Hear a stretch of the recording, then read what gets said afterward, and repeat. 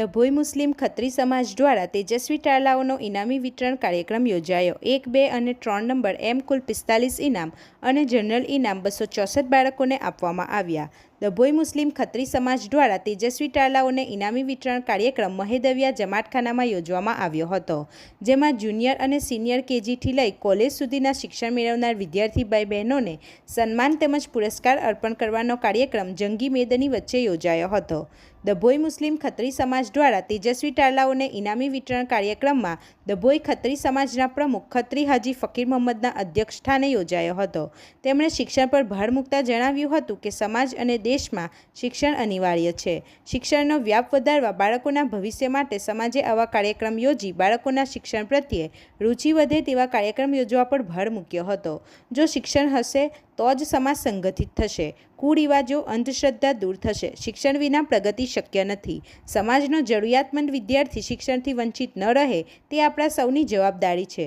45 જેટલા બાળકોના વધારે માર્ક આવતા પ્રથમ 1, 2 અને 3 નંબરના વિદ્યાર્થીઓને સ્કૂલ બેગ, પાણીની બોટલ, વોટર જગ અને રોટલીનું વિતરણ કરવામાં આવ્યું હતું। આ પ્રસંગે ખત્રી સમાજના ઉપપ્રમુખ ખત્રી બિલાલ ગજી, મહામંત્રી ખત્રી હસનભાઈ ભાગોળવાલા, ખજાનચી હાજી નિશાર ચાચાવાલા, મંત્રી ખત્રી ઇબ્રાહીમભાઈ દાવર, સહખજાનચી ખત્રી હાજી સોએબ સહિત આગેવાનો ઉપસ્થિત રહ્યા હતા। જ્યારે ખત્રી ઇમરાનભાઈ ઇદ્રીશભાઈ મહેતા ડભોઈ સહિત ખત્રી સમાજના વકીલ અને સલમાન ઇસ્માઇલભાઈ કાળાવાલા હાફિઝીની પદવી હાસિલ કરનાર સમાજના આગેવાનોએ સન્માન સાથે એ વિદ્યાર્થીનીઓને પ્રોત્સાહિત કર્યા હતા। જ્યારે ખાસ દુઆ કરવામાં આવી હતી કે ભારત દેશમાં ભાઈચારાના કોમી એકતાથી રહે અને વહેલો વરસાદ આવે, પશુ પક્ષીઓ તરસ મિટાવે તે માટે દુઆ કરવામાં આવી હતી। આ પ્રસંગે ખત્રી સમાજના લોકો મોટી સંખ્યામાં હાજર રહ્યા હતા। રિપોર્ટર ફજર રજાક ખત્રી સાથે ગુજરાત અદ્ભુત ન્યૂઝ ગુજરાતી।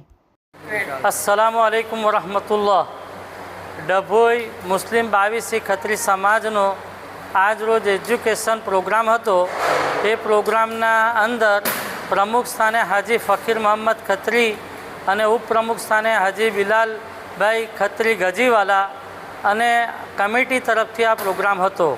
એના અંદર 45 વિદ્યાર્થીઓને 1, 2, 3ના ઇનામ આપવામાં આવ્યા હતા અને 264 વિદ્યાર્થીઓને પ્રોત્સાહન ઇનામ આપવામાં આવ્યા હતા।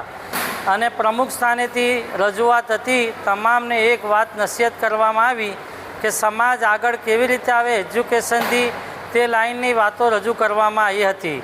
ઉપપ્રમુખ સ્થાનેથી સમાજને કેવી રીતે આગળ લઈ જવા, સમાજના લગતું કેવી રીતે કામો કરવા છે તે લાઇનથી રજૂઆતો કરવામાં આવી હતી।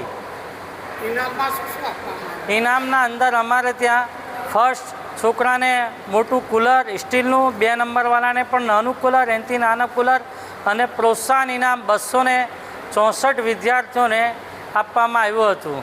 આપણી આસપાસ બનતી ઘટનાના સમાચાર જોવા માટે ગુજરાત અદ્ભુત ન્યૂઝ ગુજરાતીને લાઈક કરો, શેર